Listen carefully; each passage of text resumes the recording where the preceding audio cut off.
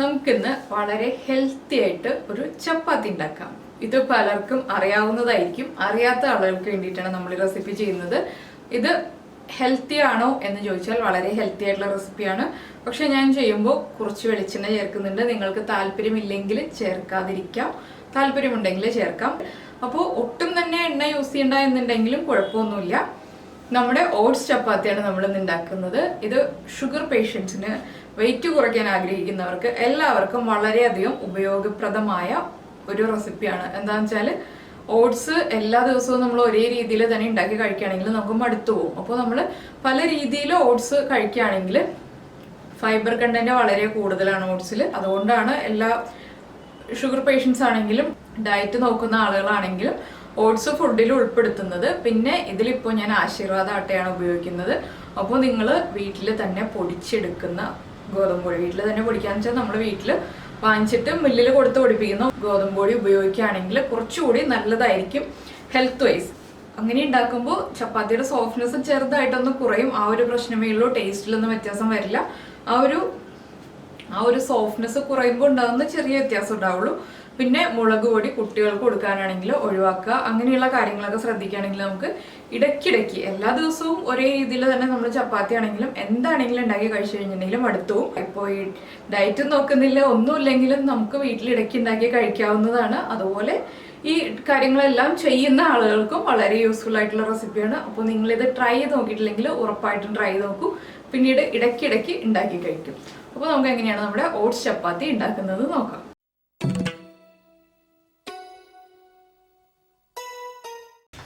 നമുക്ക് നമ്മുടെ ഓട്സ് ചപ്പാത്തിക്ക് ആവശ്യമായിട്ടുള്ള ഇൻഗ്രീഡിയൻസ് നോക്കാം.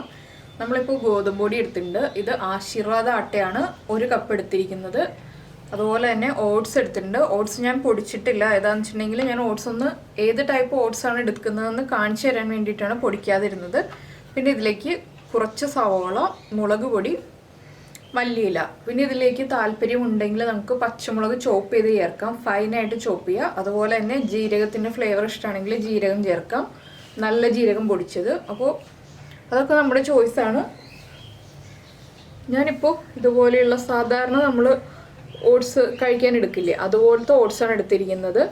അപ്പോൾ ഇത് നമ്മളൊന്ന് നന്നായിട്ട് പൊടിച്ചെടുക്കുക. പിന്നെ കുറച്ച് വെളിച്ചെണ്ണ ചേർത്തിട്ടാണ് ഞാൻ ഈ ചപ്പാത്തി ഉണ്ടാക്കുന്നത്. അപ്പോൾ നിങ്ങൾക്ക് വെളിച്ചെണ്ണ താല്പര്യമില്ലെങ്കിൽ ഒഴിവാക്കാം. ഹെൽത്ത് വൈസ് നോക്കുകയാണെങ്കിൽ കുറച്ച് വെളിച്ചെണ്ണ ചേർത്തു എന്ന് വെച്ചിട്ട് കുഴപ്പമൊന്നുമില്ല. കുറച്ചുകൂടി സോഫ്റ്റ് ആയിരിക്കും നമ്മുടെ ചപ്പാത്തി. അപ്പോൾ അതും താല്പര്യമില്ലാത്ത ആളുകളാണെങ്കിൽ വെളിച്ചെണ്ണ ചേർക്കാതെ ഉണ്ടാക്കാം. പിന്നെ നമുക്ക് ആവശ്യമുള്ളത് ഉപ്പും വെള്ളവുമാണ്. അപ്പോൾ ആദ്യം ഞാൻ ഓട്സ് ഒന്ന് പൊടിച്ചെടുക്കട്ടെ. ഇപ്പോൾ നമ്മൾ ഗോതമ്പ് പൊടി കുഴയ്ക്കുന്ന ഒരു പാത്രത്തിലേക്ക് മാറ്റിയിട്ടുണ്ട്. അതുപോലെ തന്നെ ഞാനിപ്പോൾ പൊടിച്ചെടുത്ത ഓട്സും ചേർക്കുന്നുണ്ട്. ഇത് കോക്കർ ഓട്സ് ആണ് ഞാനിപ്പോൾ എടുത്തിരിക്കുന്നത്. അപ്പോൾ നമുക്ക് ഹോർലിക്സ് ഓട്സ് ആയാലും കോക്കർ ഓട്സ് ആയാലും നല്ല ബ്രാൻഡുകൾ തന്നെയാണ്. ഞങ്ങൾ ഇത് രണ്ടാണ് യൂസ് ചെയ്യാറുള്ളത്. പിന്നെ നമുക്ക് ചപ്പാത്തിക്ക് ആവശ്യമായിട്ടുള്ള ഉപ്പ് ചേർത്ത് കൊടുക്കാം.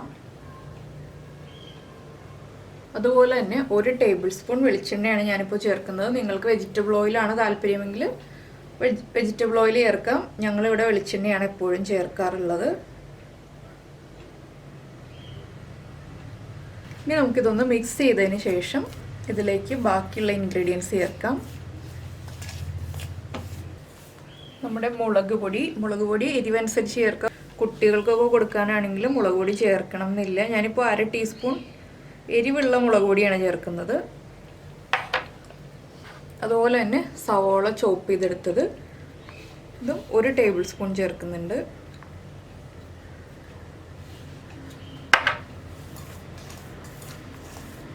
മുളക് പൊടി ചേർക്കുമ്പോൾ നമ്മുടെ ചപ്പാത്തിക്ക് എരിവും ഉണ്ടാവും. അതുപോലെ തന്നെ ചെറിയൊരു കളർ ചേഞ്ച്, ആ ഒരു കാണാൻ ഭംഗിയും ഉണ്ടാവും.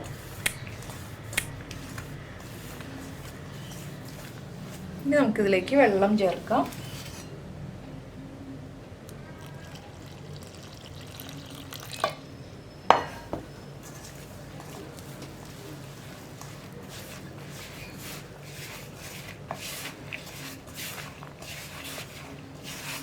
ഇത് ചൂടുവെള്ളമല്ല, സാധാരണ നമ്മൾ കുടിക്കാൻ ഉപയോഗിക്കുന്ന വെള്ളം.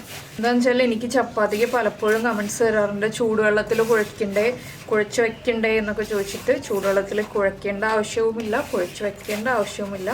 നമ്മൾ വെളിച്ചെണ്ണയൊക്കെ ചേർത്ത് ആവശ്യത്തിന് വെള്ളമൊക്കെ ചേർത്തിട്ടാണ് ചപ്പാത്തി ഉണ്ടാക്കുന്നതെങ്കിൽ കുഴച്ച് വെക്കാതെ തന്നെ ഉടനെ തന്നെ സോഫ്റ്റ് ആയിട്ടുള്ള ചപ്പാത്തി ഉണ്ടാക്കാം. ഇനി ഇതിലേക്ക് ഞാൻ മല്ലിയിലയും കൂടി ചേർക്കുകയാണ്. 1 ടേബിൾ സ്പൂൺ മല്ലിയിലയും എടുത്തിട്ടുണ്ട്. ഇനി ഇതിലേക്ക്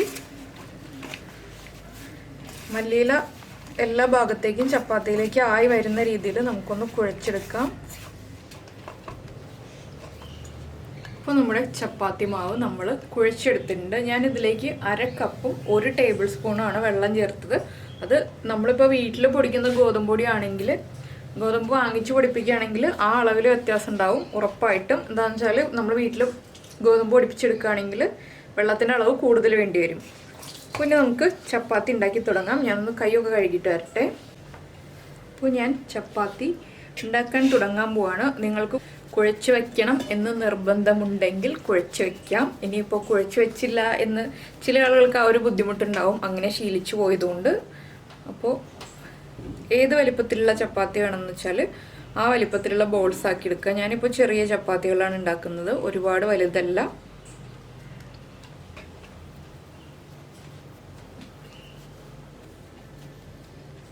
അപ്പോൾ ആദ്യം ചപ്പാത്തിക്കുള്ള ബോൾസൊക്കെ നമ്മൾ റെഡിയാക്കി വയ്ക്കുകയാണ്. ഇത് ഞാൻ നേരത്തെ സോഫ്റ്റ് ചപ്പാത്തിയുടെ വീഡിയോയിൽ ചെയ്തതുപോലെ അങ്ങനെയും ബോൾസ് ഉണ്ടാക്കാം, ഇങ്ങനെയും ബോൾസ് ഉണ്ടാക്കാം. അപ്പോൾ ഞാൻ ഈ എടുത്ത അളവിൽ നിന്ന് 8 ചപ്പാത്തിയാണ് ഞാൻ ഉണ്ടാക്കാൻ പോകുന്നത്.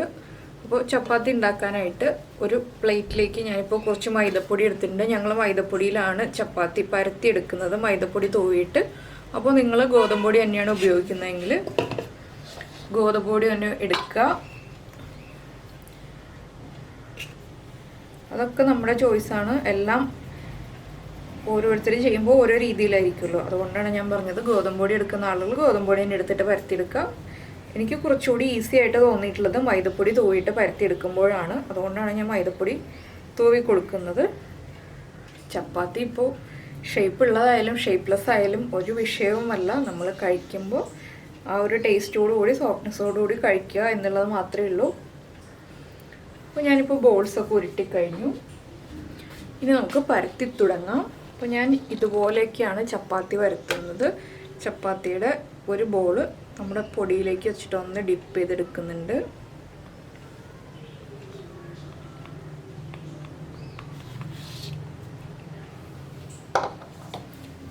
ഇത് വല്ലാതെ തിന്നായിട്ടല്ല നമ്മൾ പരത്തിയെടുക്കുന്നത്. എന്താണെന്ന് വെച്ചിട്ടുണ്ടെങ്കിൽ നമ്മൾ സവോളയും മല്ലിയിലയും ഒക്കെ ചേർത്തതുകൊണ്ട് തന്നെ ചെറിയൊരു തിക്നെസ്സിലാണ് പരത്തുക. അപ്പോഴാണ് കഴിക്കാനും ടേസ്റ്റ് ഉണ്ടാവുക.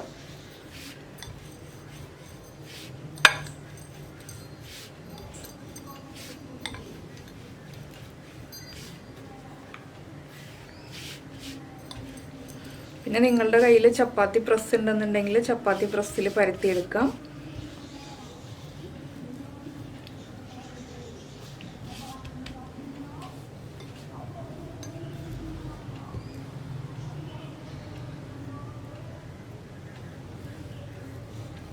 അപ്പോൾ ഞാൻ ഇത്രേ പരത്തുന്നുള്ളൂ. എന്താണെന്ന് വെച്ചാൽ നമ്മുടെ സവോളയൊക്കെ ഇങ്ങോട്ട് വിട്ട് പോരും.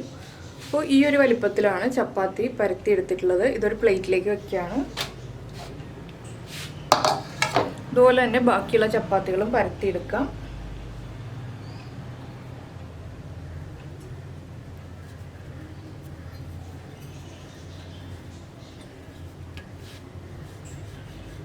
അപ്പോൾ നിങ്ങൾ ചപ്പാത്തി പരത്തിക്കൊണ്ടിരിക്കുമ്പോൾ ചപ്പാത്തി കോലിലോ ചപ്പാത്തി കല്ലിലോ കൊട്ടി പിടിക്കുകയാണെങ്കിൽ കുറച്ചുകൂടി പൊടി ഇട്ട് കൊടുക്കാവുന്നതേ ഉള്ളൂ.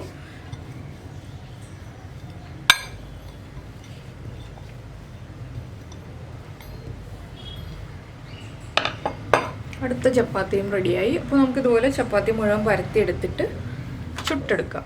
അപ്പോൾ നമ്മുടെ 8 ചപ്പാത്തിയും നമ്മൾ ഇതുപോലെ പരത്തി എടുത്തിട്ടുണ്ട്.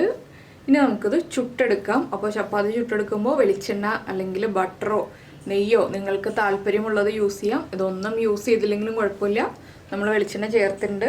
അപ്പോൾ അത് ഓപ്ഷണലാണ്, പറഞ്ഞു എന്നേ ഉള്ളൂ. ഇനിയിപ്പോൾ ഞാൻ ചപ്പാത്തി ചുടാനായിട്ട് പാൻ ചൂടാക്കാൻ വയ്ക്കട്ടെ. ഇപ്പോൾ നമ്മുടെ ചപ്പാത്തി പാൻ ചൂടായിട്ടുണ്ട്. നമുക്കിതിലേക്ക് പരത്തി വെച്ചിരിക്കുന്ന ചപ്പാത്തി ഇട്ട് കൊടുക്കാം. അപ്പോൾ ഞാനിത് ഹൈ ഫ്ലെയിമിലാണ് ചെയ്യുന്നത്.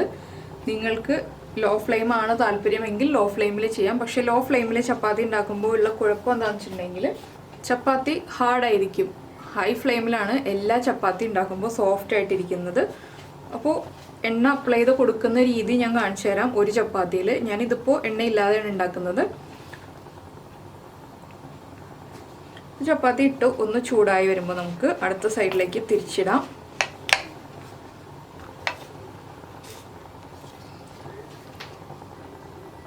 കണ്ടോ, ഇപ്പോൾ തന്നെ ചപ്പാത്തിയിൽ ചെറിയ ബബിൾസ് വന്നു തുടങ്ങിയിട്ടുണ്ട്. നമുക്ക് വീണ്ടും ഒന്നുകൂടി തിരിച്ചിടാം. ഇതുപോലെ ചെറുതായിട്ട് ആ ബ്രൗൺ ഷെയ്ഡ്സ് വന്നു തുടങ്ങി. ജസ്റ്റ് ഒന്ന് പ്രസ് ചെയ്ത് കൊടുക്കുക. ഇത് നമ്മൾ മറ്റുള്ള ചപ്പാത്തി ഉണ്ടാക്കുമ്പോൾ പൊങ്ങി വരുന്ന പോലെ അങ്ങ് സോഫ്റ്റ് ആയിട്ട് പൊങ്ങി വരില്ല. ചപ്പാത്തി സോഫ്റ്റ് ആയിരിക്കും, പക്ഷെ ആ ഒരു വീർത്ത് വരില്ല.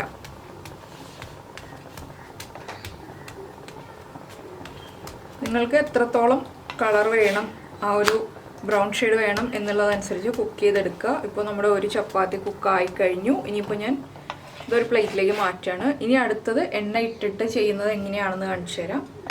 ഇനിയിപ്പോൾ ഞാൻ അടുത്ത ചപ്പാത്തി നമ്മുടെ ചപ്പാത്തി പാനിലേക്ക് വെച്ച് കൊടുക്കുകയാണ്. ഇതും ആദ്യമേ എണ്ണ നമ്മൾ അപ്ലൈ ചെയ്യുന്നില്ല.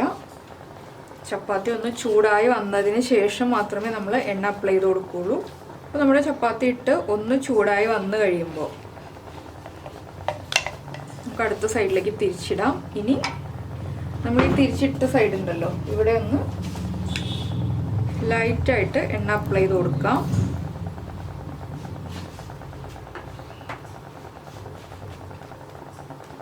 അപ്പോൾ കുട്ടികൾക്ക് കൊടുക്കാനാണെങ്കിൽ ബട്ടറോ നെയ്യോ ഉപയോഗിക്കാം. ഇനി അടുത്ത സൈഡും വീണ്ടും ഇതുപോലെ തന്നെ തിരിച്ചിട്ടതിന് ശേഷം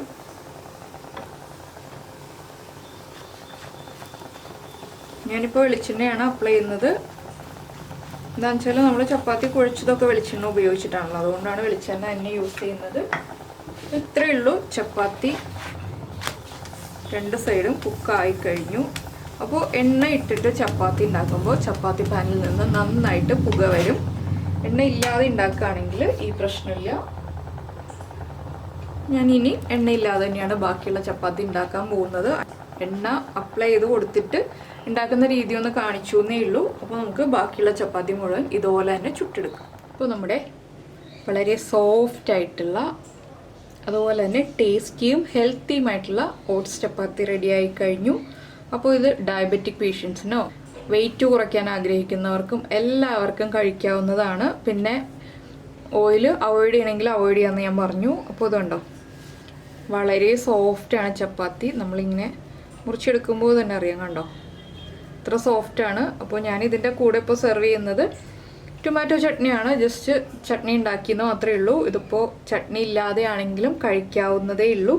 ചട്നി വേണമെന്ന് ഒരു നിർബന്ധമില്ല. ഒരു കറികളും ഇല്ലാതെ തന്നെ കഴിക്കാൻ പറ്റിയ റെസിപ്പിയാണ്.